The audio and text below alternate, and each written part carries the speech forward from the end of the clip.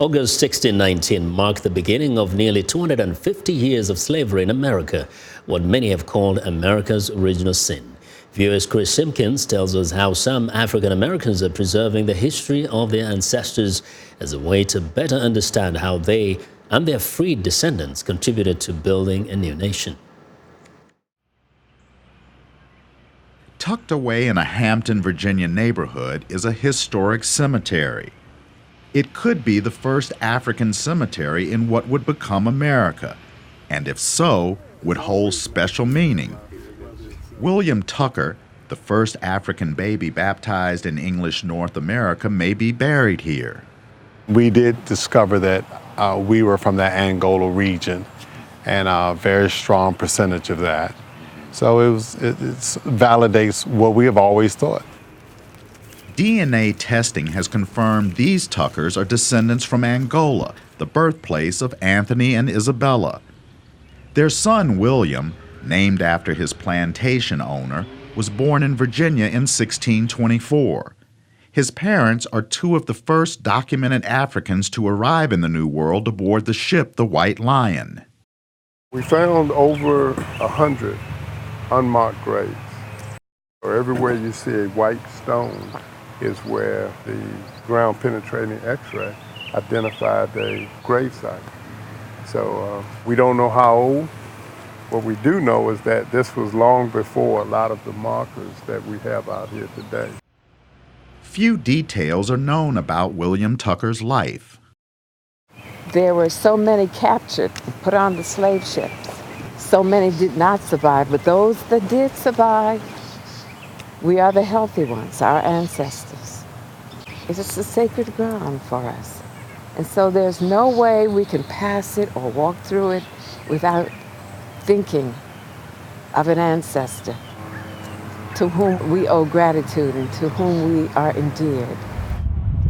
In Newport, Rhode Island, historian Keith Stokes is leading efforts to preserve this colonial African burial ground called God's Little Acre. So as early as 1650, Newport had a burial place where anyone, regardless of race or class or ethnicity, could be buried. By 1705, the northwest section of this burying ground, we're starting to see enslaved Africans buried there. And over the next 100 years, hundreds and hundreds of markers and hundreds of burials are being made at that burying ground.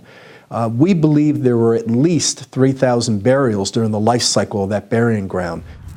Stokes and his family are descendants of some of the first Africans brought to the New World aboard the Seaflower, the first documented slave ship to arrive in Rhode Island in 1696.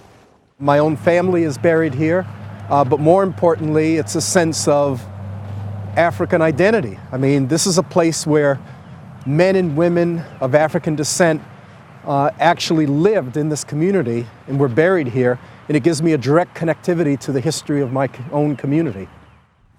Today, less than 300 grave markers of early Africans and later African Americans have survived in this cemetery.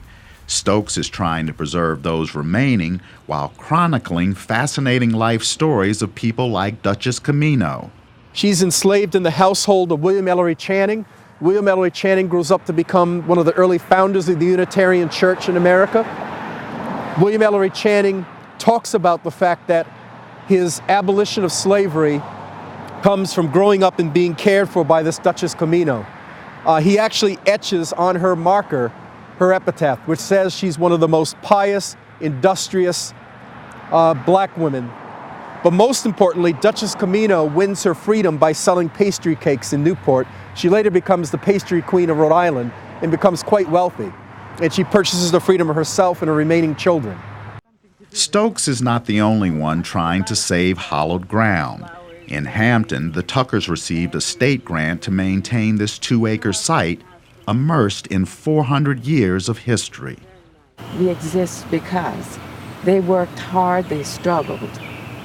They did whatever they had to do to survive. I'm proud that we as a society and family have joined together to take care of it. It's been a lot of work. It's not just us being proud, but we want to share this with everyone. so that everyone knows a part of their history. The historical value of this cemetery is now becoming well known in the community. And for the Tuckers, it's a place where people can learn about how their ancestors and descendants not only survived, but endured. Chris Simkins, VOA News, Hampton, Virginia.